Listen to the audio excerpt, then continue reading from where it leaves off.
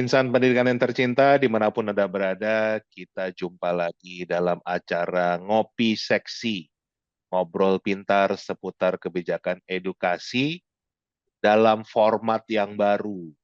Kalau dulu di awal pandemi kita membuat acara Ngopi Seksi itu durasinya sangat panjang, biasanya 2,5 jam, ya, dengan narasumber yang cukup banyak, mencoba membahas topik-topik daripada kebijakan di bidang edukasi secara luas. Nah, kali ini kita dengan format yang baru, kita buat singkat dan dengan topik-topik yang juga masih akan membongkar kebijakan-kebijakan kita di bidang edukasi. Saya Indra Karismiaji, selalu setia menemani Anda, dan narasumber utama kita yang selalu hadir di Ngopi Seksi adalah Bapak Ferdiansyah. Beliau adalah anggota Komisi 10 dari fraksi Golkar, wakil rakyat kita di DPR. Halo Pak Ferdi, apa kabar? Baik, Pak Indra Karismiaji, terima kasih. Dan dalam masih kesempatan bulan Syawal, tentunya kita kepada pemirsa menyampaikan mohon maaf lahir batin. Mudah-mudahan yang kita lakukan ke depan lebih baik kan gitu. Yang kedua, supaya pemirsa tahu, kita juga masih untuk walaupun terlambat ini menyampaikan turut berduka atas meninggalnya Ibunda tercinta Bapak Indra Karismiaji. Semoga arwah almarhumah diberikan yang terbaik di sisi Tuhan Yang Maha Kuasa. Amin. Amin. Terima kasih Pak Ferdi, dan juga mohon maaf lahir dan batin untuk Pak Ferdi dan juga semua pemirsa Ngopi Seksi. Pak Ferdi, kita langsung aja ya, karena durasi Ya. kita sempit nih. Kita mau bahas akses pendidikan Indonesia. Kita lihat dari aspek kebijakan yang ada. Selalu kalau kita bicara hulunya, Pak, pasal 31 ayat 2 Ya. dari Undang-Undang Dasar 1945, kan? Ya. Di mana pasal 31 ayat 2 itu jelas bunyinya adalah setiap warga negara wajib mendapatkan pendidikan dasar dan pemerintah wajib membiayainya. Jadi kalau saya boleh menganalisa, mengupas dari bunyi pasal ini adalah setiap warga negara itu nggak peduli tinggalnya di mana, Pak. Mau di kota, mau di desa, mau di pulau, mau di atas gunung, mau di daerah terpencil. Itu bukan hanya berhak, tapi justru malah wajib untuk mendapatkan minimal pendidikan dasar. Betul. Artinya sampai tingkat SMP, ya Betul. kan? Dari kelas 1 sampai kelas 9. Dan pemerintah itu wajib membiayainya.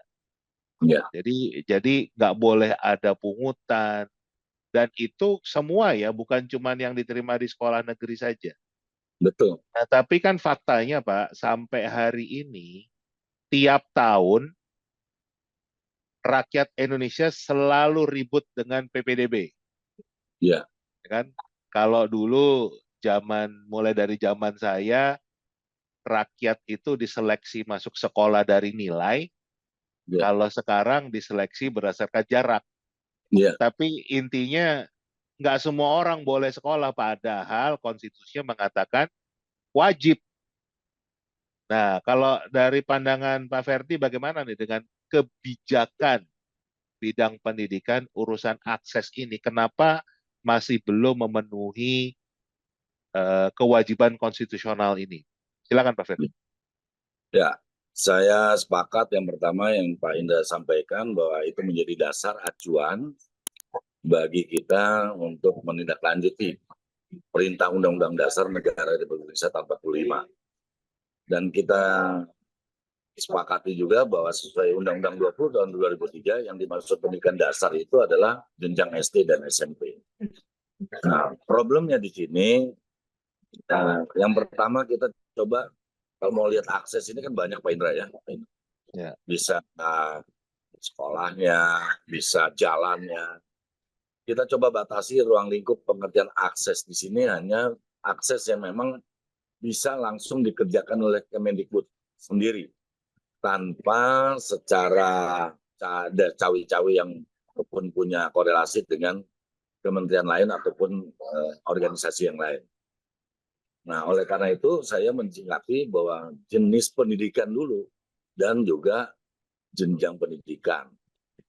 Nah, serta bentuk daripada pendidikan. Nah, kalau dari konteks bentuk kan pendidikan ini kan ada namanya atau jalur ya, biasa dikenal jalur formal, non formal dan informal.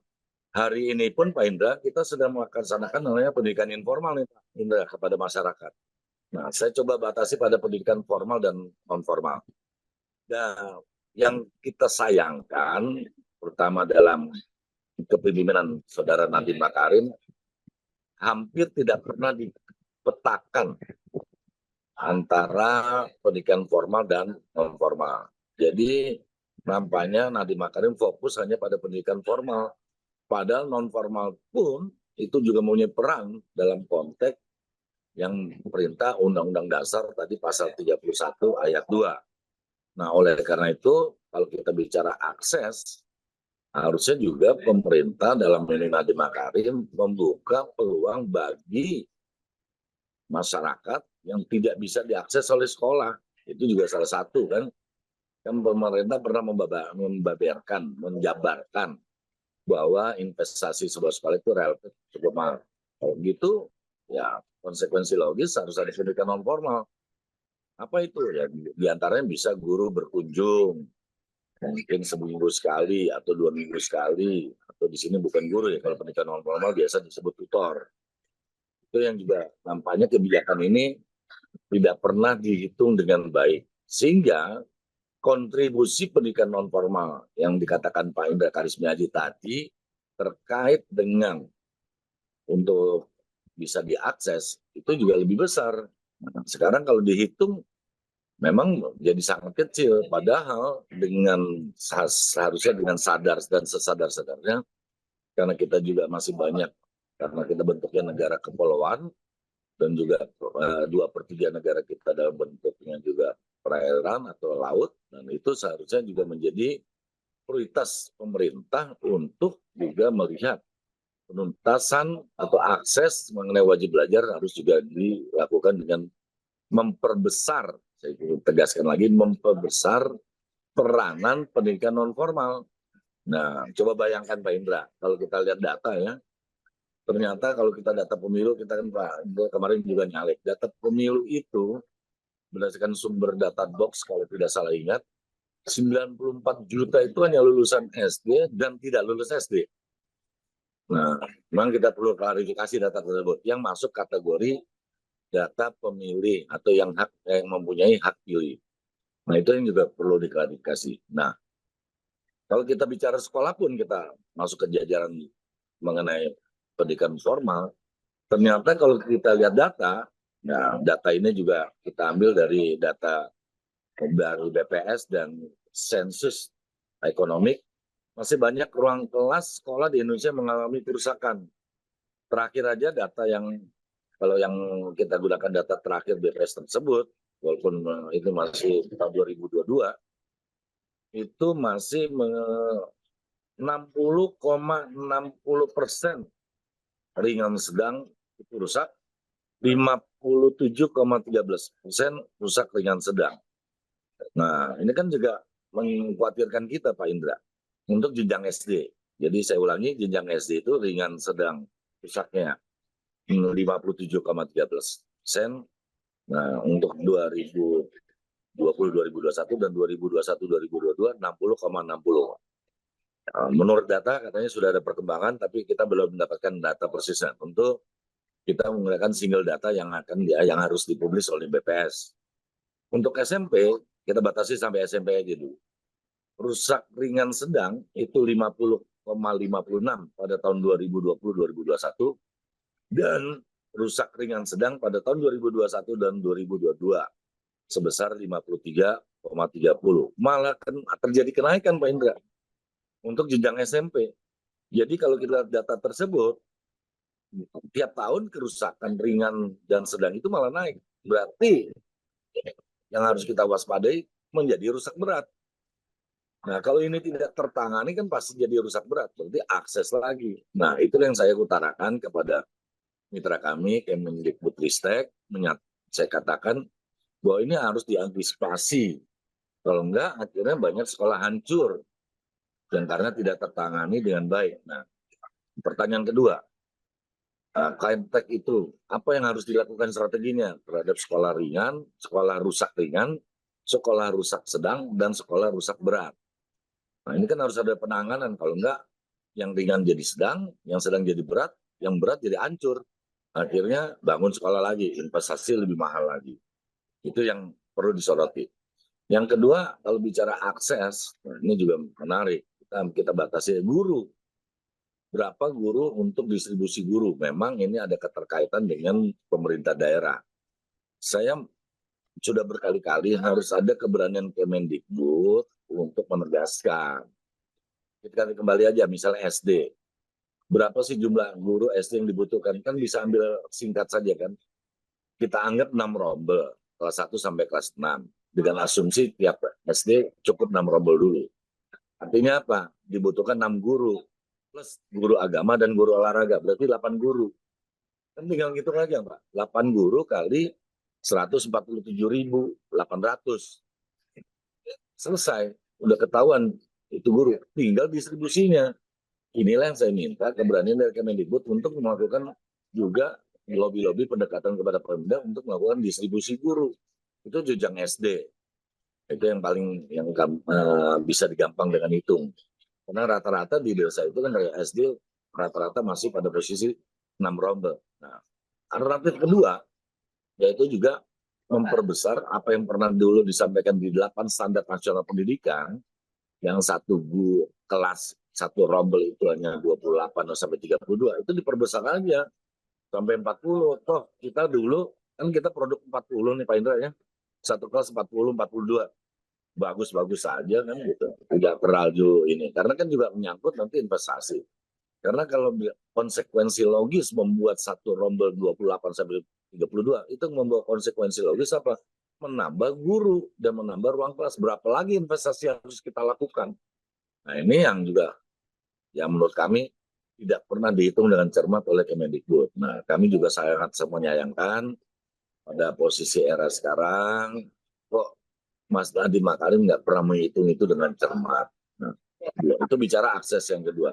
Akses yang ketiga, karena digitalisasi, kan bisa kita hitung berapa sih sekolah yang belum punya listrik, berapa kan. Nah, kalau ini saya juga mohon nanti dikoreksi oleh Pak Indra.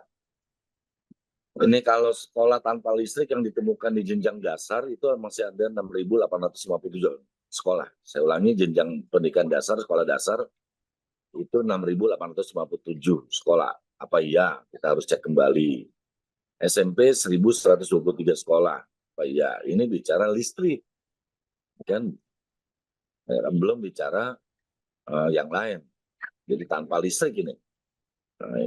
Tapi kalau lihat data tersebut, yang menarik adalah dari sekian banyak itu ya listriknya bagaimana kemampuannya kan juga harus dilihat. Karena juga banyak listrik yang teraliri tapi tidak berfungsi Pak Indra.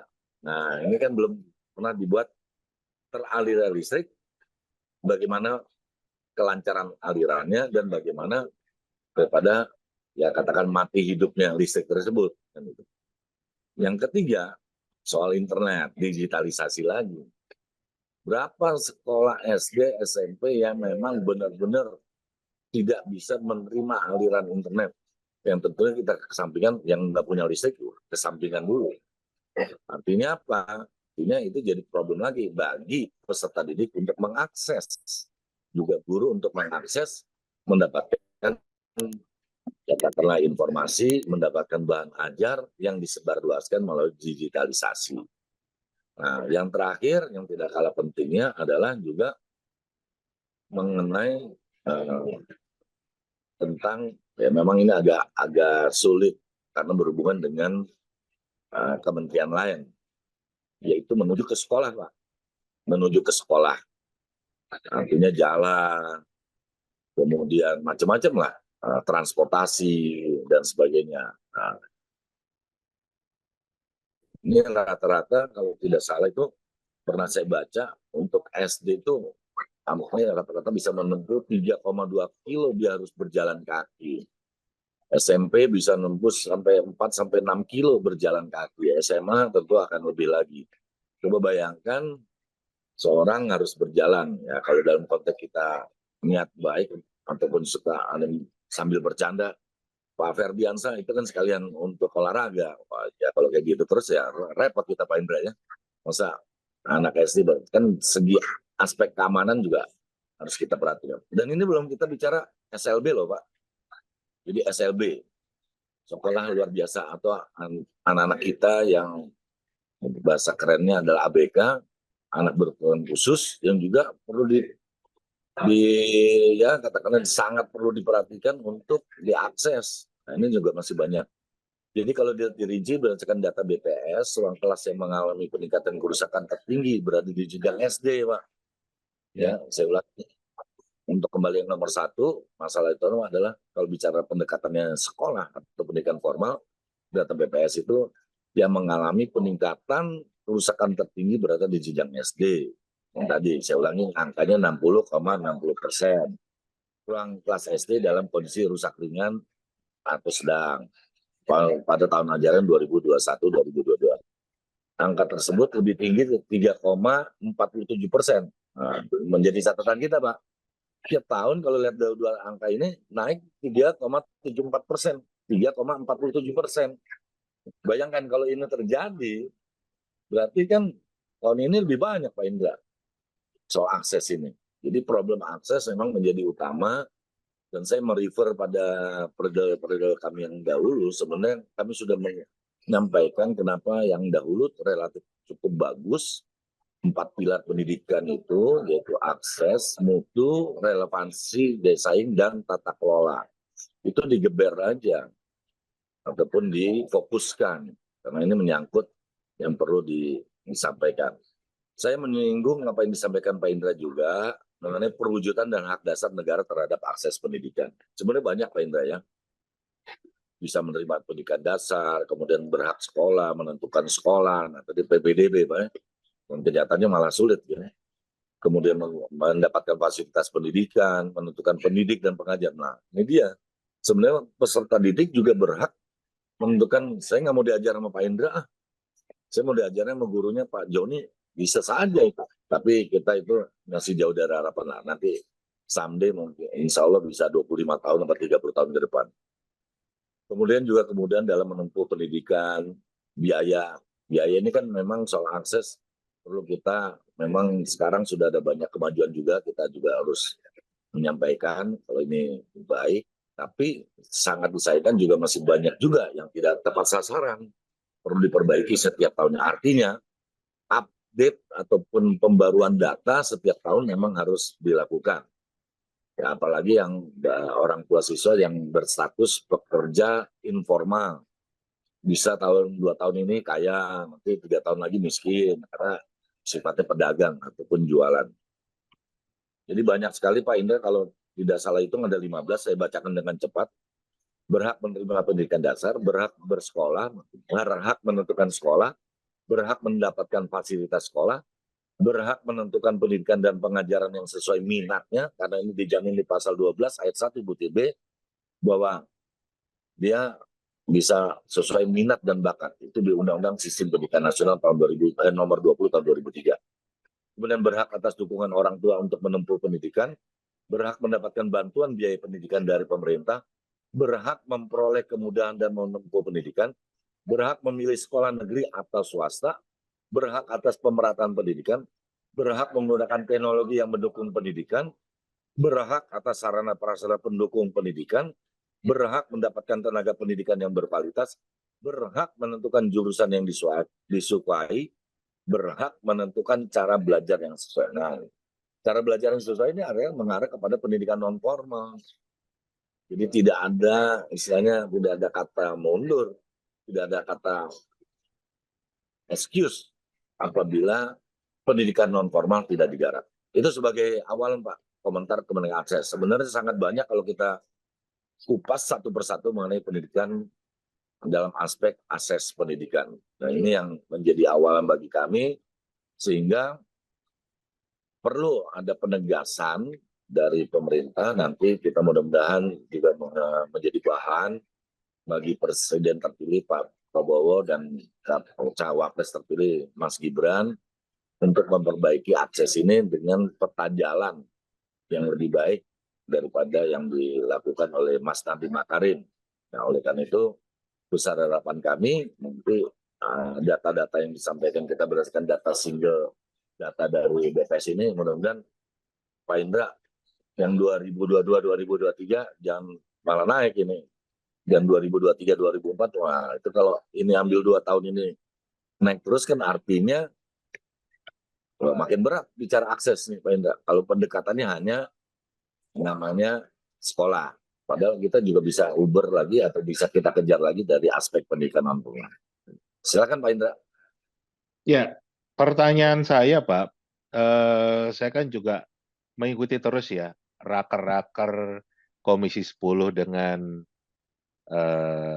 Kemendikbudristek, juga kita mau melihat apa yang dibahas misalnya Izin di ngopi dulu Pak, paripurna. ngopi seksi Ya, Pak. silakan, silakan, silakan. Dalam rapat paripurna di DPR sendiri, sepertinya secara khusus akses ini nggak pernah dibahas. Jadi tiap tahun selalu membahas problem PPDB. Kalau 5 tahun terakhir kan PPDB zonasi. Betul. Tapi yang diutak-utik kan masalah masalah jaraknya, masalah aturannya. Tapi sebetulnya kan masalah utamanya adalah bangkunya yang nggak cukup, Pak. Daya tampung Pak. Iya, daya tampung kan bangkunya itu yang tidak tidak sesuai dengan amanat konstitusi tadi. Ya betul Betul. sekali. Jadi kalau kita bicara setiap warga negara, kalau tadi saya mengatakan nggak peduli tinggalnya di mana, mau di atas gunung, mau di pulau terpencil, mau di tengah hutan, itu dia harus punya akses pendidikan Ya, sampai level SMP. ya, Termasuk anak-anak disabel, anak-anak berkebutuhan khusus, itu juga sama hak. Tapi kan sepertinya tidak ada perencanaan ke sana. betul. Sama sekali nggak pernah dibahas. Dan menariknya, Pak, kalau kita bicara pertumbuhan ekonomi, tahun 2019 itu ada pemenang Nobel Ekonomi, namanya Esther Duflo. Dia orang Amerika yang mendapatkan eh, hadiah Nobel bidang ekonomi. Tahu nggak Pak yang diriset apa? Ya, Yang diriset SD Inpress, Pak. Programnya Pak Harto di zaman Orde Baru. 1977 Ternyata, Pak. ya, ternyata mampu meningkatkan ekonomi Indonesia secara signifikan. Itu yang sudah terjadi dan diriset secara akademis menang hadiah Nobel, Bu. Hmm. Kenapa kita nggak punya program misalnya kelanjutan dari SD Inpress, Hmm. SMP Inpress misalnya? Itu menurut saya karena sudah ada risetnya ya, itu bisa meningkatkan pertumbuhan ekonomi kita secara signifikan. Karena pendidikan itu di Indonesia ternyata berdampak ke sana. Nah, Ya, sampai hari ini nih Pak, kalau saya mau bacakan data BPS, Pak.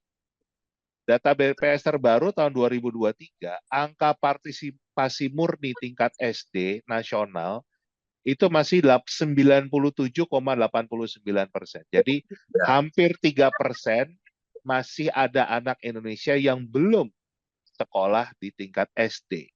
ya. SMP, Pak, masih 81,35%. Hmm. Jadi masih ada sekitar 29% anak Indonesia usia 19% SMP, Pak. ya, 19%, 81, 19%. ya sorry, 19% anak usia SMP yang belum bersekolah. Dan yang sudah bersekolah pun masih banyak yang sekolahnya di sekolah swasta, yang mereka harus mengeluarkan biaya sendiri. Nah, saya nitip nih Pak, Pak Ferdi kan sudah terpilih kembali nih.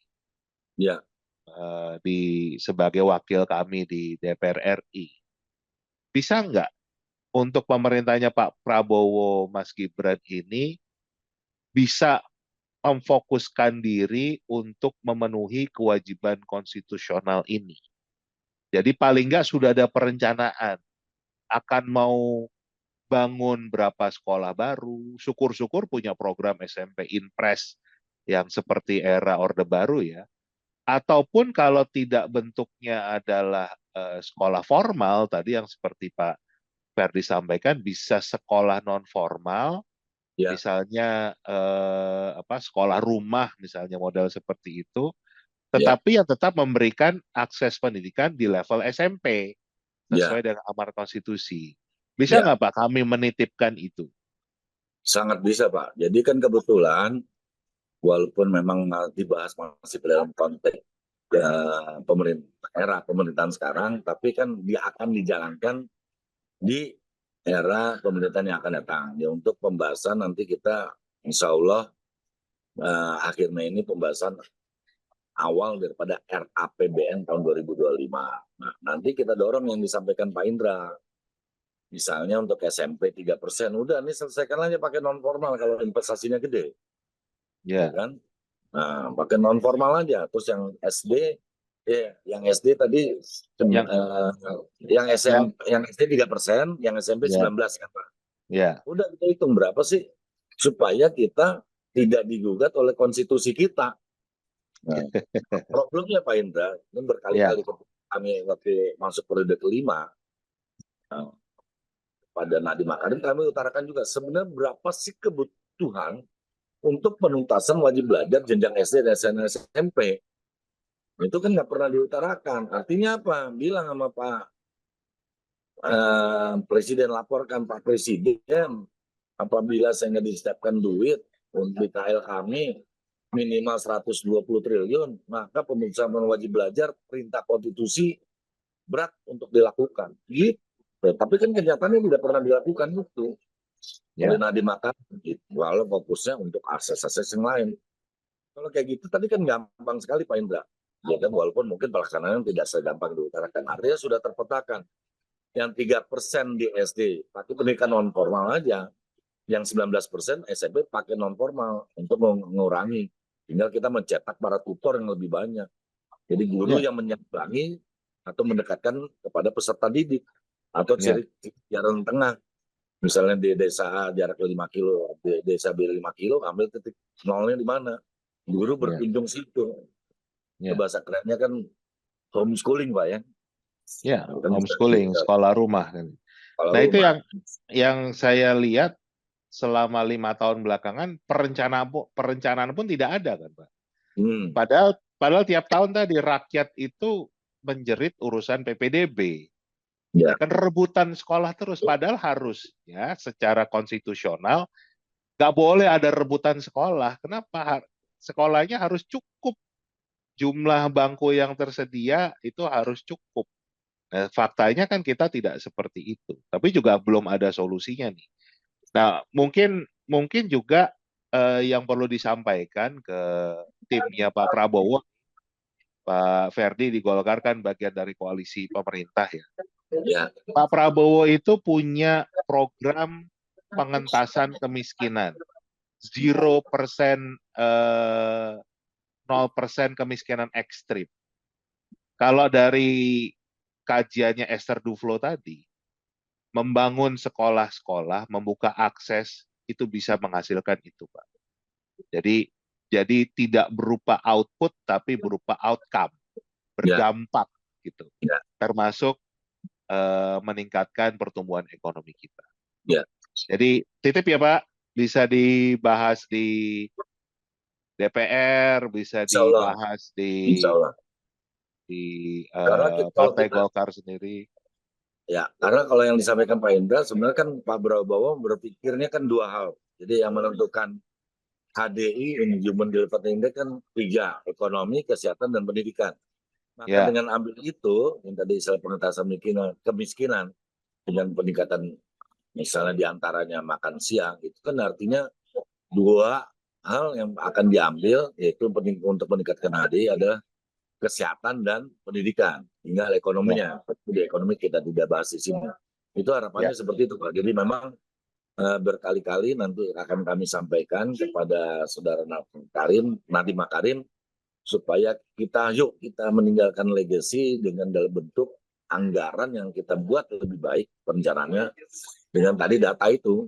Jadi udahlah 3% jangan kita bicara sekolah, ulangi, jangan bicara formal lagi, ini putuskan non formal saja supaya lebih hemat. Dan yang sekian kedua yaitu yang baik itu jenjang SD dan SMP. Nah terus segera juga petakan yang tadi Pak, sekolah-sekolah, jadi sekolah-sekolah yang rusak dipetakan kembali, dan sekolah-sekolah yang memang sebenarnya 8 standar nasional pendidikan yang dulu ya, versi dulu itu coba kita tinjau kembali. Jadi udah biarkan aja sekolah. Kalau misalnya satu kelas 40 ya sudah lah. Memang itu kondisinya saat sekarang harus 40 dan 42, nggak apa-apa. Daripada kita nanti tidak bisa melaksanakan perintah konstitusi. Terakhir Pak Indra, yang kita juga menjadi yang mohon juga nanti kami selalu diingatkan, konsistensi. Yang pertama komitmen, yang kedua konsistensi dalam melaksanakan kebijakan. Jadi kebijakan jangan, ya mudah-mudahan tidak seperti yang sekarang, jadi jangan hanya lip service, janji-janji, tapi memang dilaksanakan. Memang namanya implementasi tidak bisa 100% berhasil. Tapi juga bukan berarti yang bisa dilaksanakan hanya 5%, itu kan juga jangan. Artinya juga nanti tolong kami diingatkan, kami juga tetap dikawal, karena saya juga bukan manusia yang sempurna, jadi kita saling mengingatkan supaya apa? Kita formasi itu supaya nanti tahun 2025 sudah terpetakan. Dan yang terakhir yang perlu kami sampaikan juga, kebetulan kita juga sedang membuat RPJPN, rencana pembangunan jangka panjang nasional. Itu juga akan kita masuk ke target-target tersebut supaya nanti benar-benar 2045 kita benar-benar menjadi Indonesia 100 tahun atau 1 abadnya Republik Indonesia ini merdeka, dengan harapan memasuki kategori apa yang sama ini kita targetkan, untuk tidak masuk middle income trap atau apa istilahnya. Nah, kemudian juga tidak menjadi middle income, ya. Dan tidak menjadi bencana demografi, tapi benar-benar bonus demografi. Ya kan, bukan bencana demografi, tapi benar-benar bonus demografi. Itu aja Pak Indra. Dan mohon bantuan dan dukungannya selalu. Selalu Pak, kita sama-sama kawal agar pendidikan Indonesia semakin baik, bangsa ini semakin cerdas, sesuai dengan amanat konstitusi, sesuai dengan cita-cita para pendiri bangsa. Amin. Baik, terima kasih Pak Ferdi atas waktunya, atas sharingnya. Dan para pemirsa Ngopi Seksi, kita akan jumpa lagi dalam topik-topik yang lain. Dan tetap kita berpikir kritis. Salam cerdas, sampai jumpa lagi.